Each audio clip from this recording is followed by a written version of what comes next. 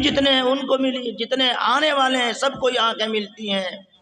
ذرا سوچئے تو صحیح، اس چھوٹی سی آنکھ سے ہم پسو پیش، گرد و پیش، نیچے اوپر، آسمان زمین سب کو، حتیٰ کہ جہاز پیچھے رہ جاتا ہے، ہماری نظر اور نگاہ آگے رہتی ہے۔ تنہائی میں ذرا سنجیدگی سے سوچئے گا، جس اللہ نے اس چھوٹی سی آنکھ میں اتنی روشنی ڈالی، اتنی روشنی ڈالی، وہ اللہ کتنا دیکھتے ہوں گے۔ اللہ، وہ اللہ کتنا دیکھتے ہوں گے، ذرا سوچئے، تصور کیجئے۔ جب تک ہم اور آپ الگ سے نہیں سوچیں گے، غور و فکر نہیں کریں گے تو اصلاح نہیں ہوگی، تزکیہ نہیں ہوگا تو جنت میں کیسے داخلہ ہوگا؟ وَذَلِكَ جَزَاءُ مَن تَزَكَّىٰ، کہ جنت صلہ ہے، بدلہ ہے ان لوگوں کا جو اپنا تزکیہ کر لیں، جن کا نفس پاک ہو گیا، جنہوں نے اپنے کو بنا لیا، سنوار لیا، جو پاکیزہ ہو گئے۔ اب ظاہر سی بات ہے، اس کے لیے مجاہدہ کرنا پڑے گا۔ حکیم الامت مجدد الملت مولانا شاہ اشرف علی صاحب تھانوی رحمہ اللہ نے لکھا ہے، المجاہدۃ مفتاح المشاہدہ، کہ مجاہدہ مشاہدے کی کنجی ہے۔ آج ہم لوگ مجاہدہ نہیں کرنا چاہتے اور مشاہدہ کرنے کے خواہاں ہیں، آرزومند ہیں۔ حضرت مولانا ابوالکلام آزاد رحمۃ اللہ علیہ نے بڑی ذمہ داری سے لکھا ہے کہ یہ دنیا ضروریات کی جگہ ہے لوگوں، خواہشات کی جگہ تو آخرت ہے۔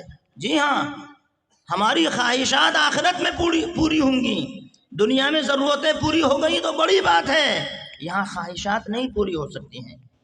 لَهُم مَّا يَشَاءُونَ فِيهَا وَلَدَيْنَا مَزِيدٌ، جنت میں جنتیوں کے لیے وہ تمام نعمتیں ہوں گی جو وہ چاہیں گے، من چاہا۔ اور اللہ فرماتے ہیں ہمارے پاس ایک اور بھی ہے نعمت۔ علماء فرماتے ہیں، مفسرین فرماتے ہیں کہ وہ ہے اللہ کا دیدار، اللہ کی زیارت۔ اسی لیے جمعے کے دن کو یوم المزید بھی کہا جاتا ہے کہ اللہ عمومی زیارت جمعے کے دن مومنوں کو عطا فرمائیں گے، ہمیں اور آپ کو انشاءاللہ جمعے کے دن اللہ زیارت نصیب فرمائیں گے، دیدار نصیب فرمائیں گے۔ اور پھر کچھ خوش نصیب ایسے ہوں گے جن کو ہر وقت اللہ اپنی زیارت سے نوازیں گے۔ پیارے نبی صلی اللہ علیہ وسلم نے جب یہ مضمون بیان فرمایا تو بعض صحابہ نے عرض کیا، یا رسول اللہ صلی اللہ علیہ وسلم، اللہ کو دیکھنے کے لیے تو پھر لوگ بھیڑ لگائیں گے اور بھگدڑ مچے گی۔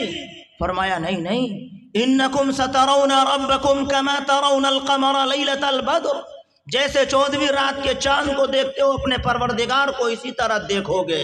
صاحب گنج والے صاحب گنج سے، بھاگلپور والے بھاگلپور سے، پورنیہ والے پورنیہ سے، پٹنہ والے پٹنہ سے، جو جہاں ہیں، جہاں کے تہاں سے 14ویں رات کے چاند کو دیکھتے ہیں تو اللہ تو نور ہیں، اللہ نور السماوات والارض، تو اللہ کو دیکھنے کے لیے کیا بھیڑ لگے گی؟ کوئی بھیڑ نہیں لگے گی، کھلی آنکھوں سے مشاہدہ کریں گے اور اس وقت میں پتہ چلے گا اللہ آپ ایسے ایک سجدہ، صرف ایک سجدے کی اجازت دے دیجئے، تو اللہ فرمائیں گے نہیں نہیں، یہ دار الجزا ہے، دار العمل، دنیا چھوڑ کر آ گئے، اب یہاں سجدے کو چاہتے ہو کہ سجدے کی اجازت ملے؟ یہاں اجازت نہیں ملے گی۔ آج اور ابھی بزرگوں، جو اللہ نے ہمیں اور آپ کو موقع عطا فرمایا ہے، اور الحمدللہ یہ علماء ماشاءاللہ مدارس چلا کر اور مساجد کا نظام چلا کر اور مکاتب قرآنیہ کا نظام چلا کر جو نظام سنبھالے ہوئے ہیں، انہوں نے جو ماحول بنایا، ان کے حوصلوں کو سلام۔ آپ ذرا ان کی سیلری اور ان کی تنخواہوں کو دیکھیے، 7,000 8,000 10-12,000 میں وقت پہ اذانیں دے رہے ہیں، وقت پر نمازیں پڑھا رہے ہیں اور مدارس کے نظام کو سنبھالے ہوئے ہیں۔ ان میں ایسی ایسی صلاحیتوں والے ہیں کہ اگر فورین کنٹری چلے جائیں تو 70,000 80,000 کمانا کوئی مشکل نہیں، مال تو ان کا میل ہے، ہاتھ کا ایک کھیل ہے، لیکن پھر امت کا کیا ہوگا؟ امت کے نونہالان کا کیا ہوگا؟ بزرگوں مجھے کہنے دیجئے، جس مارکیٹ میں آپ حضرات جاتے ہیں 60 اور 70 ہزار سیلریاں والے جاتے ہیں، وہی مارکیٹ ان علماء کی بھی ہے۔ اگر آپ کی بیویاں ہیں، بچے ہیں، تو ان کے پاس بھی بیویاں اور بچے ہیں۔ آپ کا کام بہت مشکل سے چل رہا ہے تو ان کا کام اس قدر آسانی سے کیسے چل رہا ہے؟ اللہ کے فضل و کرم سے چل رہا ہے، دین کی نسبت سے چل رہا ہے۔ حضرت مولانا سید نظام الدین رحمہ اللہ سے کسی نے پوچھا تھا کہ حضور ایک فلسفہ آج تک نہیں سمجھ میں آیا، آپ ہی سمجھا دیجئے۔ فرمایا کون سا فلسفہ؟ کہا کہ ہم دنیا دار جب کہیں جاتے ہیں تو ہمارے لیے جو کچھ بھی لوگ تحفہ تحائف پیش کرتے ہیں، کھانے پینے کے انواع و اقسام، بہت ساری چیزیں، بہت سارے آئٹم رکھتے ہیں، اور ہمارے جانے کے بعد تو پتہ نہیں کتنے صلوات ہمیں سناتے ہیں، لیکن آپ حضرات کے لیے پلکیں بچھاتے ہیں، جانے کے بعد پھر دعائیں دیتے ہیں، اور قسم قسم کی چیزیں، اور مور مسلم، اور جانے کیا کیا، ماشاءاللہ۔ یہ بات سمجھ میں نہیں آ رہی ہے کہ یہ فرق کیوں ہے؟ فرمایا کہ تم دنیا دار لوگ اپنی فکر میں لگے ہوئے ہو، اور یہ حضرات اللہ کے دین کی فکر میں لگے ہوئے ہیں، تو اللہ نے ان کا انتظام کرنے کا وعدہ فرمایا، تو اللہ مرغ مسلم سے نیچے تھوڑا ہی نہ کھلائے گا۔ یہ انہوں نے ایک مزاحیہ انداز میں ایک بات سمجھانے کی کوشش کی۔ فرمایا کہ اس دنیا میں جو اللہ کے لیے کوشش کرتا ہے، اللہ اس کے لیے راہیں ہموار کر دیتا ہے۔ والذین جاہدوا فینا لنہدینہم سبلنا۔ مجاہدے ہی میں مشاہدہ ہے۔ آج ہماری کمزوری ہے کہ ہم کچھ کرنا نہیں چاہتے ہیں اور دیکھنا سبھی کچھ چاہتے ہیں۔ قرآن کہتا ہے کتاب انزلناہ الیک مبارک لیدبروا آیاتہ، ایسی بابرکت کتاب اے نبی صلی اللہ علیہ وسلم ہم نے آپ پر نازل کی کہ جو سراسر برکتوں والی ہے، رحمتوں والی ہے، عظمتوں والی ہے، اور یہ کتاب ایسی نازل اس لیے کی تاکہ لوگ اس کی آیتوں میں غور کریں اور نصیحت حاصل کریں، عقل مند لوگ، دانش مند لوگ۔ حضرت تھانوی رحمہ اللہ نے لکھا کہ آج لوگوں نے تدبر چھوڑ دیا، غور و فکر کرنا چھوڑ دیا، قرآن مجید کے معانی اور مفاہیم کی گہرائی اور گہرائی میں اترنا چھوڑ دیا۔ جب تدبر نہ رہا تو تذکر نہ رہا، نصیحتیں کیسے حاصل ہوں گی؟ میں بڑے ہی اختصار کے ساتھ جو میں نے آپ حضرات کے سامنے خطبے میں آیت شریفہ پڑھی ہے، اس کی روشنی میں چند باتیں عرض کر کے اپنے مضمون کو سمیٹوں گا چند منٹوں میں انشاءاللہ۔ قرآن مجید میں اللہ تعالیٰ نے اصلاح کے 4 نسخے بیان فرمائے تاکہ جنت کا داخلہ آسان ہو جائے۔ بنا اصلاح کے تو کوئی جنت میں جا ہی نہیں سکتا ہے، تو یہ اصلاح کیسے ہوگی؟ یہ علماء فرمائیں گے۔ علماء کے ارشادات آپ سنتے ہیں جمعے کے بیانات میں اور اجلاس میں، آپ ان کے بیانات کو نوٹ کیجئے اور عمل کے جذبے کے ساتھ سنیے، تو پھر دیکھیے کہ کس قدر جلد اصلاح ہوتی ہے۔ نیت کا اپنا اثر ہوتا ہے۔ یہاں تو لوگ نمبر دینے میں لگے ہوئے ہیں، کون مولانا صاحب کتنا اچھا بیان کر رہے ہیں، ان کا بڑا اچھا، ارے ان کا تو بڑا اچھا، بس نمبر ہی نمبر چل رہا ہے۔ آخر عمل بھی کرنا ہے۔ یہ تو یہ سمجھ رہے ہیں کہ جتنی بات آئی ہے واقعی بہت اہم باتیں تھیں، اور اپنے کو الگ کر کے چھانٹ کر کے اوروں کے لیے تھی۔ انا للہ و انا الیہ راجعون۔ ہر ایک کو محتاج بن کے سننا پڑے گا کہ یہ بات میرے لیے بھی ضروری ہے، میرے لیے ہی کہی جا رہی ہے، میرے اندر یہ کمزوریاں ہیں، میرے اندر یہ کمیاں کوتاہیاں ہیں، تب جا کر کے اصلاح ہوگی۔ قرآن مجید میں اللہ نے ان بندوں کی بڑی تعریف فرمائی ہے جو باتوں کو توجہ کے کان سے، دھیان سے، بڑے اطمینان سے سنتے ہیں، اور نہ صرف سنتے ہیں بلکہ عمل کا جذبہ بھی رکھتے ہیں۔ فرمایا فَبَشِّرْ عِبَادِ الَّذِينَ يَسْتَمِعُونَ الْقَوْلَ فَيَتَّبِعُونَ أَحْسَنَهُ۔ پیغمبر صلی اللہ علیہ وسلم آپ میرے بندوں کو بشارت سنا دیجیے۔ میرے بندے، اللہ فرماتے ہیں وہ میرے بندے ہیں۔ کون سے بندے اللہ کے بندے ہیں؟ آج تو جھگڑا چل رہا ہے، ہر کوئی اپنے بارے میں کہہ رہا ہم ہیں، اپنے کو پتہ نہیں کیا کیا لوگ اپنا لیبل دے دے کے کل حزب بما لدیہم فرحون۔ قرآن کہتا ہے کہ ہر گروہ جس پر وہ ہے اسی پر مست و مگن ہے۔ یہ فریق اس کو برا کہتا ہے، وہ اس کو برا کہہ رہا ہے، خیر بات دوسری ہو جائے گی۔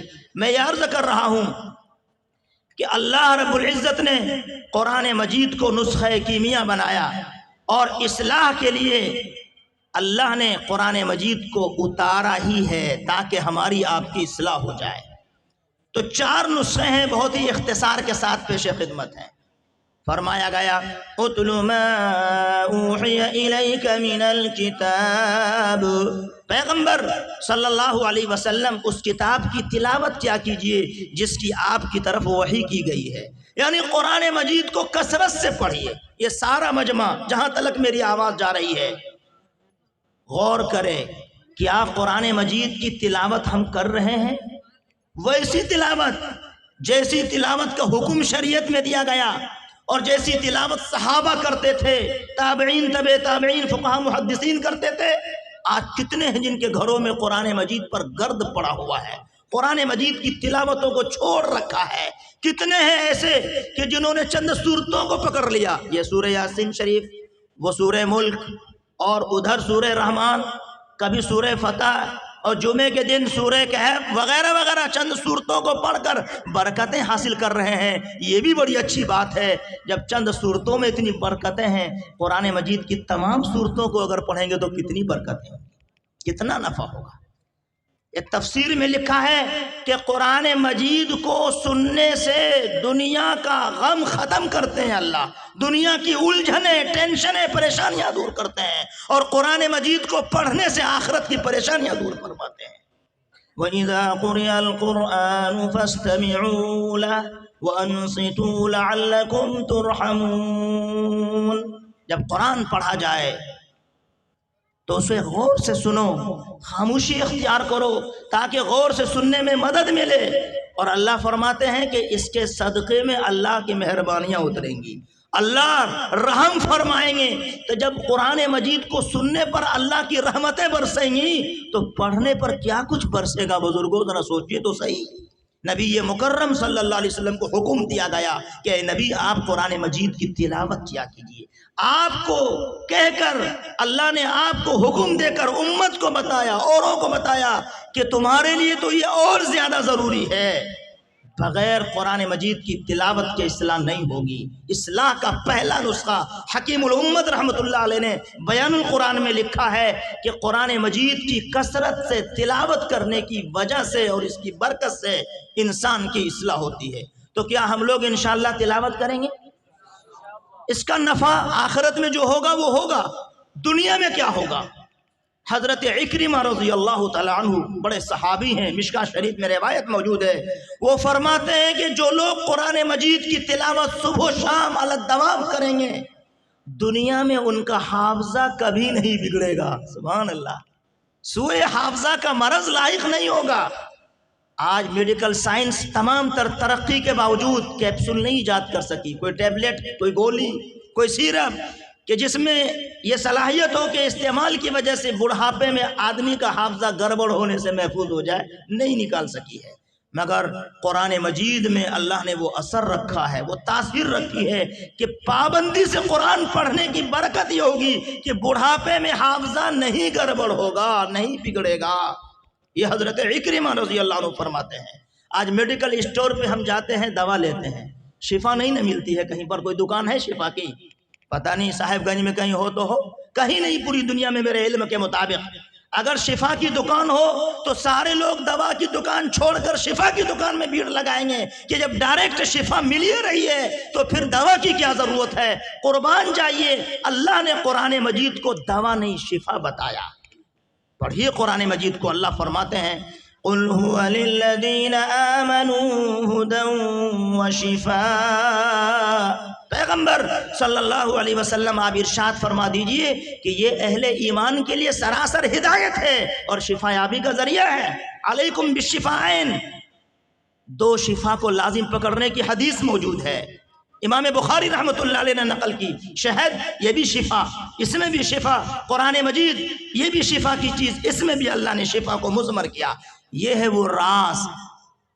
اگر ہم قرآن مجید کو اپنے سینے سے لگائیں گے، گلے سے لگائیں گے، خوش نصیب ہے مدرسہ فیضان القرآن کے طلبہ، جن 10 طلبہ کے سروں پہ دستار بندی اور دستار باندھی جائے گی، ابھی دستار بندی کا وہ سما اور حسین منظر، نورانی اور روحانی منظر آپ کے سامنے پیش کیا جائے گا۔ انہوں نے اپنے سینے کو رحل بنایا، وَإِنَّهُ لَتَنزِيلُ رَبِّ الْعَالَمِينَ، یقیناً یہ قرآن رب العالمین کی طرف سے نازل کیا ہوا کلام ہے۔ نزل به الروح الامین، جبرائیل امین لے کر آئے۔ کہاں آئے؟ کن کے پاس آئے؟ علی قلبک لتکون من المنذرین، پیغمبر صلی اللہ علیہ وسلم آپ کے قلب مبارک پر، دل پر، پیارے آقا علیہ السلام کے دل کو تو زمزم سے دھویا گیا تھا، اس دل پر اللہ نے قرآن مجید کو فٹ کر دیا۔ یہ خوش نصیب ماں باپ کے خوش نصیب بچے ہیں، ان کے اساتذہ مبارکبادی کے مستحق ہیں، ذمہ داران تمام اساتذہ اور جو اراکین مدرسہ سب کے سب مبارکبادی کے مستحق ہیں۔ عظیم کام کیا ہے، بڑا کارنامہ انجام دیا۔ جہاں قرآن مجید پڑھا جاتا ہے، چاہے وہ مدرسہ ہو، چاہے وہ مکان ہو یا وہ دکان ہو، وہ جگہ چمکنے لگتی ہے۔ اور حضرت شیخ الحدیث مولانا زکریا صاحب رحمۃ اللہ علیہ نے لکھا ہے کہ جس طرح آسمان میں ستارے جھلملاتے ہیں، جگمگ جگمگ کرتے ہیں اور جھلمل جھلمل کرتے ہیں، اسی طرح وہ مکان، وہ جگہ چمکتی دمکتی ہوئی ہوتی جہاں قرآن پڑھا جاتا ہے۔ تو کیا ہم لوگ انشاءاللہ قرآن مجید کی تلاوت پابندی سے کریں گے؟ بولیے انشاءاللہ۔ یہ نسخہ ہے، میں بہت اختصار سے عرض کر رہا ہوں۔ دوسرا نسخہ جس سے اصلاح، تیزی سے اصلاح ہوتی ہے، فرمایا وَأَقِمِ الصَّلَاةَ، نبی جی نماز قائم کیجئے، نماز پابندی سے پڑھا کیجئے۔ پھر قرآن دلیل دے کے سمجھاتا ہے کہ نماز پڑھنے کا اسی لیے حکم آپ کو دیا گیا کہ نماز بے حیائیوں اور برائیوں سے روکتی ہے۔ اس کی شان یہ ہے، نماز اپنی وضع کے لحاظ سے نمازی سے یہ کہتی ہے کہ ابھی تھوڑی دیر پہلے جس مالک کے سامنے تو سر بسجود تھا اور اس کے گن گا رہا تھا، اور اب اس گناہ اور اس گناہ میں ملوث ہو کر کے اس کی بے تعظیمی کرنا، یہ نہایت نامناسب بات ہے، نہایت نازیبہ بات ہے۔ حدیث شریف سے معلوم ہوتا ہے کہ ایک بندہ تہجد کی نماز پڑھتا تھا، اور رات میں تو تہجد پڑھ رہا ہے اور دن میں چوری کرتا تھا۔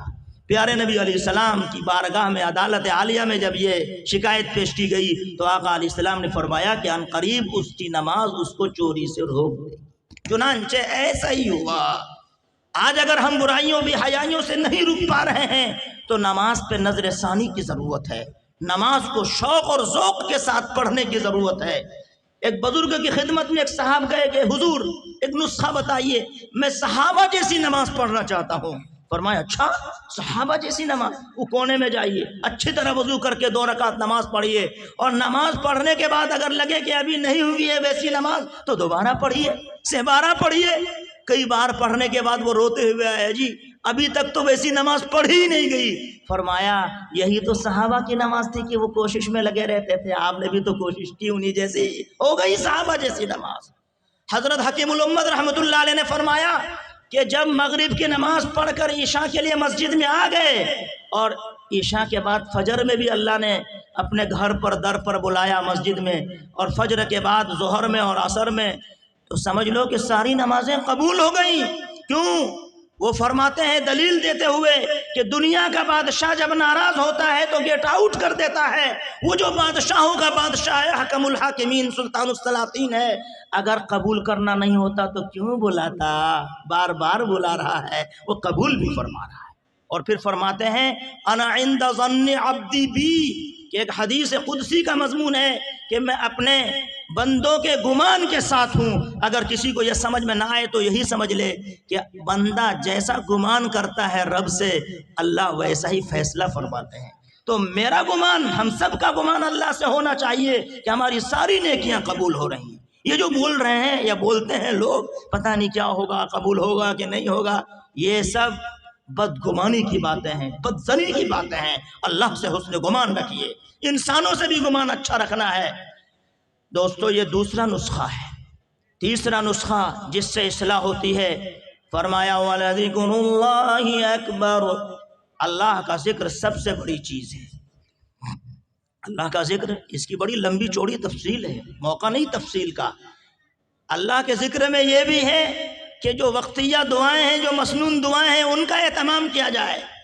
سونے کے وقت سونے کی دعا پڑھی جائے، بچوں کی نگرانی فرمائیے اور انہیں بھی تلقین کیجیے کہ دعائیں پڑھو بیٹا، اے بیٹی دعا پڑھ کے سو، اٹھو تو پڑھو دعا، کھانے کے وقت کی دعا، باتھ روم جاتے ہوئے نکلتے ہوئے، مسجد میں جانے کی دعا، مسجد سے باہر ہونے کی دعا، الغرض ہر موقع کی دعائیں موجود ہیں۔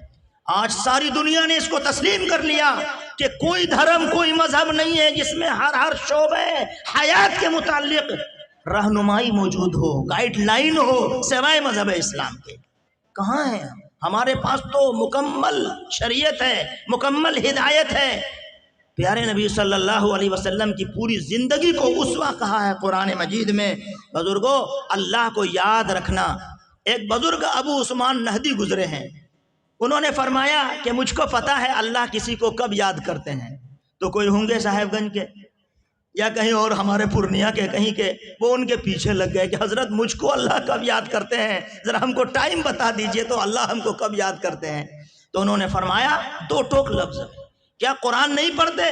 قرآن مجید میں اللہ نے جواب دیا فَاذْكُرُونِي أَذْكُرُكُمْ، تم مجھے یاد کرو میں تمہیں یاد کروں گا۔ رات کے اندھیرے میں جو اللہ کو یاد کرتا ہے اللہ اسی وقت اس کو یاد کرتے ہیں، دن کے اجالے میں جو یاد کرتا ہے اللہ اس وقت یاد کرتے ہیں۔ ٹائم بتانے کی کیا ضرورت ہے؟ جو یاد کرتا ہے یاد کیا جاتا ہے، سیدھی سی بات ہے۔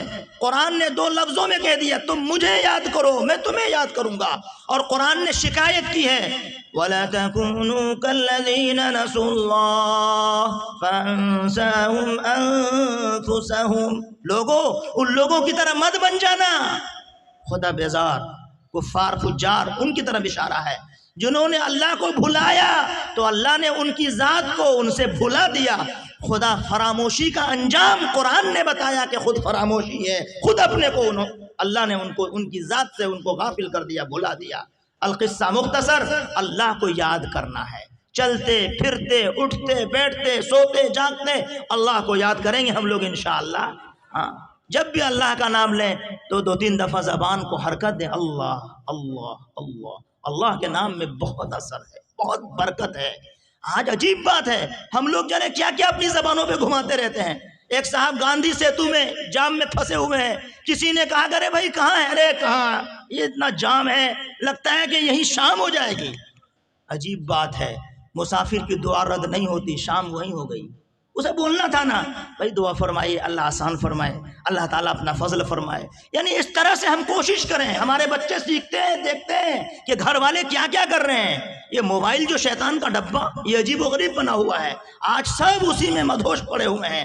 20 منٹ 40 منٹ نیٹ چلانے کے لیے موقع ہے، اگر موقع نہیں ہے تو قرآن مجید کا پارہ پڑھنے کے لیے موقع نہیں۔ ہائے ہائے، کہاں چلی یہ امت، کدھر گئی، کیسے اصلاح ہوگی؟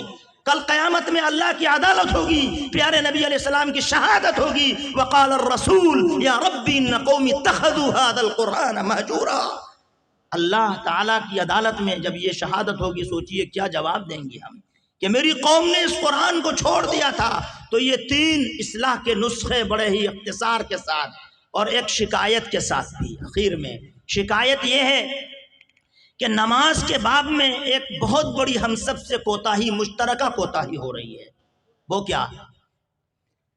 کبھی کبھی آپ دیکھے ہوں گے بچی سیانی ہو گئی، 22 سال 25 سال 23 سال 26 27 سال کی شادی ہو گئی، شوہر نمازی پہلے سے ماشاءاللہ، حافظ قرآن ہے، عالم دین ہے، یا پکے جماعتی ہیں، یا خانقاہ سے بہت اچھا تعلق ہے، اچھی جگہ شادی ہوئی، لیکن ان کے گھر میں نماز کا ماحول نہیں تھا۔ اس بچی نے 27 سال کی عمر تک صحیح سے نماز ہی نہیں پڑھی تھی۔ اب وہ کوشش میں لگے ہوئے ہیں، شوہر صاحب 10 سال تک کوشش کے باوجود مصلی پہ اپنی بیوی کو وہ صحیح طریقے پر نہیں کھڑا کر سکے ہیں۔ کیا یہ قصور شوہر صاحب کا ہے؟ جواب ہے کہ وہ تو آج شوہر بنے ہیں۔ پیارے نبی علیہ السلام نے تو بہت پہلے فرمایا تھا کہ جب بچے 7 سال کے ہو جائیں تو نماز کا حکم دو، 10 سال کے ہو جائیں نہ پڑھیں تو ان کی پٹائی کرو، تاکہ پھر 15 سال میں نماز ان کی چھوٹے ہی نہیں۔ ماں باپ نے تربیت نہیں کی، دھیان نہیں دیا، توجہ نہیں دی۔ اللہ جزائے خیر عطا فرمائے ان علماء کو کہ یہ مکاتب میں مدارس میں چھوٹے چھوٹے بچوں کو شروع سے ایسی تربیت کر کے ایسی ذہن سازی کرتے ہیں کہ نماز پھر ان کی زندگی میں ان کی گھٹی میں پیوست ہو جاتی ہے۔ تو ہم لوگ اپنے گھروں میں اس کی طرف توجہ دیں گے انشاءاللہ۔ ہاں، آخری بات اللہ نے فرمایا واللہ یعلم ما تصنعون کہ اللہ جانتے ہیں جو تم کرتے ہو۔ جی ہاں، اللہ سب کچھ جانتے ہیں۔ حضرت تھانوی رحمۃ اللہ علیہ نے فرمایا کہ یہی مراقبہ ہے، ہر وقت یہ بات ذہن میں رہے۔